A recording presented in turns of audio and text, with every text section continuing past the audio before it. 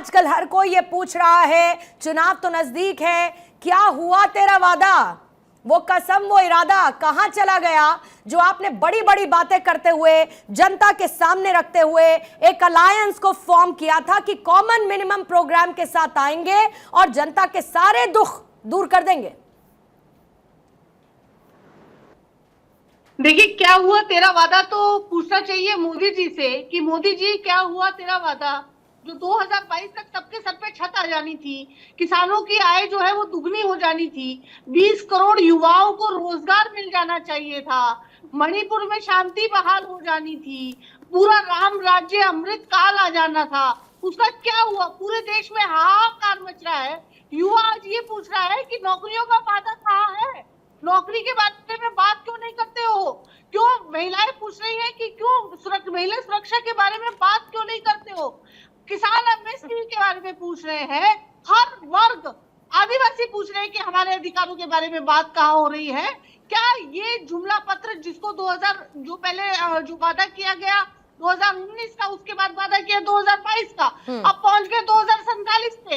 इसका मतलब जो आदमी ये वादा करके आया था कि मुझे केवल 100 दिन दे दो और 100 दिन में इस देश की काया पलट कर दूंगा, अगर मैं नहीं कर पाया तो मेरे को चौराहे पर जूतों से मारना और फांसी दे देना, ये व्यक्ति कहने वाला जिसने ये शब्द कहे आज वो 2047 की बात करता है। तो पूछना चाहिए क्या हुआ तेरा वादा? और वो 100 दिन की जिसकी बात की थी, क्या आपको चौराहे पे ले जाया जाए? क्योंकि अब 10 साल हो चुके हैं इस सरकार को, उसके बाद जुमले पे जुमले आप बोल रहे हो।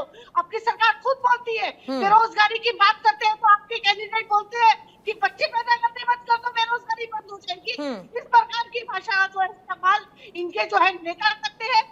क्या मतलब, अगर बेरोजगारी, ये तो कल को ये कहेंगे बेरोजगारी खत्म करनी है तो फांसी ले लो, मर जाओगे, बेरोजगारी अपने आप खत्म हो जाएगी, किसान मर जाओ तो किसान की समस्या खत्म हो जाएगी, ये कहने वाली सरकार। और आज जो वादा जो ऋतु जी बिल्कुल ठीक बात है। देखिए, आप विपक्ष में हैं, आप विपक्ष में हैं तो जाहिर है कि सवाल सत्ता पक्ष से करेंगे और करना भी चाहिए, ये आपका पॉलिटिकल एम भी कहता है।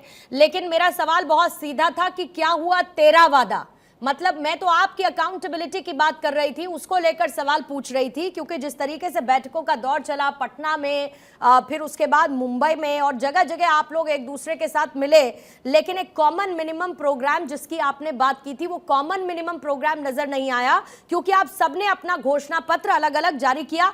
मैं उसके पॉलिटिकल इक्वेशंस भी समझती हूँ ऋतु जी, उसके पॉलिटिकल इक्वेशंस भी मैं समझती हूं, लेकिन एक जनता जो कॉमन मिनिमम प्रोग्राम का वेट कर रही थी वो नहीं मिला। इसको लेकर आप काउंटर रखिएगा, लेकिन क्योंकि आपने बहुत सवाल किए तो विजय जी उसका जवाब दे देते हैं। विजय जी, हर जगह जहां पर जा रहे हैं प्रधानमंत्री कहते हैं मोदी की गारंटी है, मोदी की गारंटी है, लेकिन विपक्ष आपको जुमलेबाज वाली सरकार बता देता है, ये कह देता है कि आपने जितने वादे किए उसमें से कितना पूरा कर लिया, और सिवाय दिखावे के, सिवाय लोक लुभावन वादों के और 2047 की आप बात करने लगे। महंगाई को आपने टच नहीं किया, बेरोजगारी को आपने टच नहीं किया, मणिपुर की आपने बात नहीं की।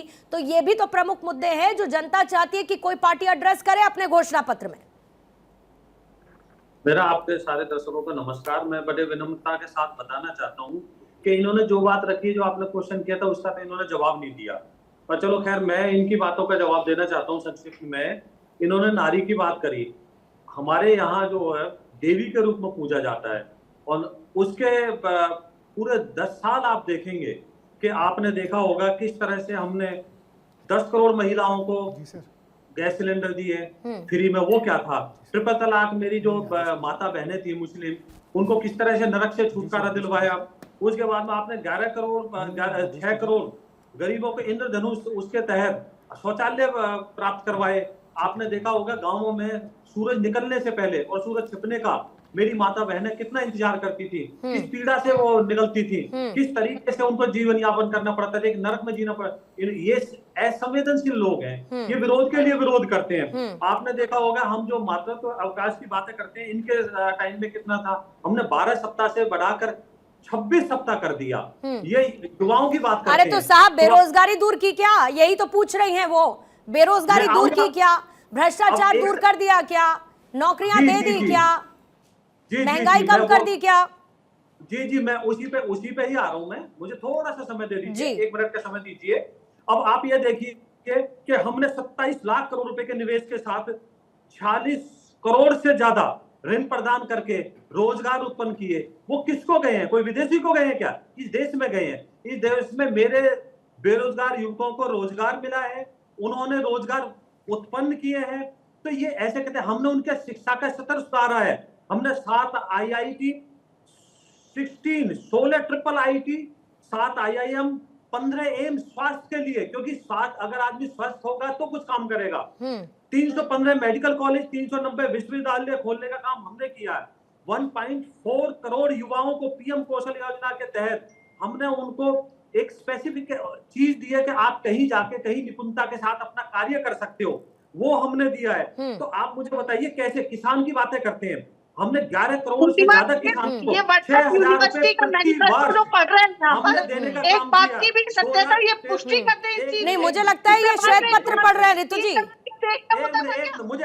मुझे लगता है ये श्वेत पत्र पढ़ रहे हैं जिसमें 10 साल के कामकाज का ब्यौरा है। मुझको लगता है ये वो पढ़ रहे हैं।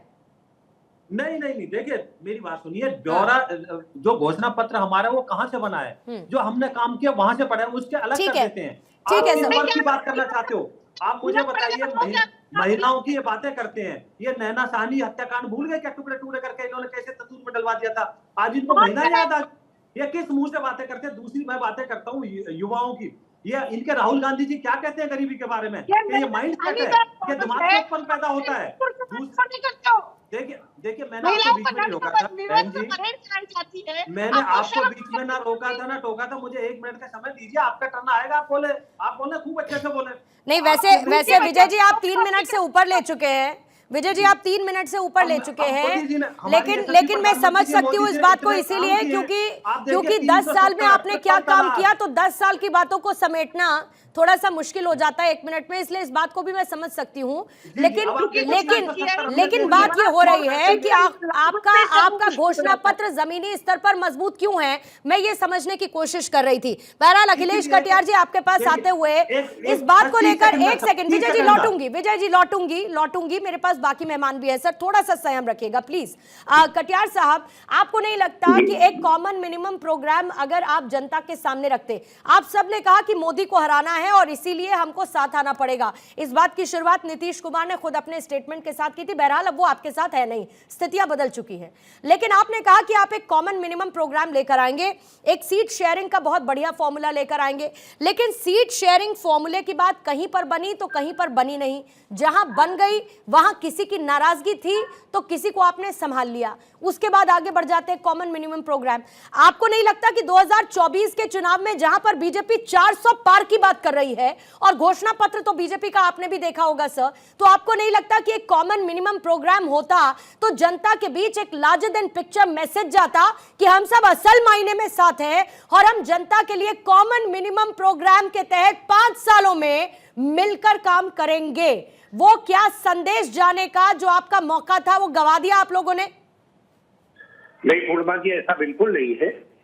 हमने भले ही अलग अलग, क्योंकि हमारी क्षेत्रीय पार्टियां हैं, कांग्रेस हमारी सेंट्रल लीड करने वाली राजनीतिक दल है, लेकिन हमने कुछ मुद्दों को एक साथ शामिल रखा है। जैसे महिला आरक्षण की बात आती है तो सभी देश के दलों ने कहा कि महिला आरक्षण हो, लेकिन उसमें जाति रिजर्वेशन होना चाहिए। दूसरी बात, हमने जाति जनगणना का सब में मुद्दा मिलेगा पूर्णिमा जी, पूरे देश के जितने हमारे इंडिया लाइव में है। हमने कहा जाति जनगणना के साथ साथ में सामाजिक और आर्थिक स्थिति के उनके समाज के क्या है वो उनके डेटा दिए जाए। हमने पूरे देश में ये कहा कि ओल्ड पेंशन स्कीम लागू की जाए। तो ये सब एनडीए के कॉमन प्रोग्राम है। हमने कहा यह अग्निवीर योजना खत्म की जाए, देश में खाली पड़े पद भरे जाए। तो हम लोगों का जो एजेंडा है पूरे देश में, आप अगर विस्तार से थोड़ी नजदीकता से देखेंगे तो जितने भी इंडिया अलायंस के राजनीतिक दल हैं वो एक मुद्दों पे संविधान बचाने के लिए देश के सर एक कागज तो नहीं है ना, एक कागज तो नहीं है ना कटियार साहब जिसको आप कॉमन मिनिमम प्रोग्राम कहते हुए आप जनता के बीच रखते। मैं सीधी आप मुझे वोटर का मन पढ़कर, अखिलेश जी देखिए आप पॉलिटिक्स को जमीनी स्तर पर मुझसे बहुत बेहतर समझते हैं। आपने जिन मुद्दों का जिक्र किया, मैं भी उत्तर प्रदेश से आती हूँ इसलिए इस बात को समझती हूँ कि उत्तर प्रदेश में ये मुद्दे मैटर करते हैं।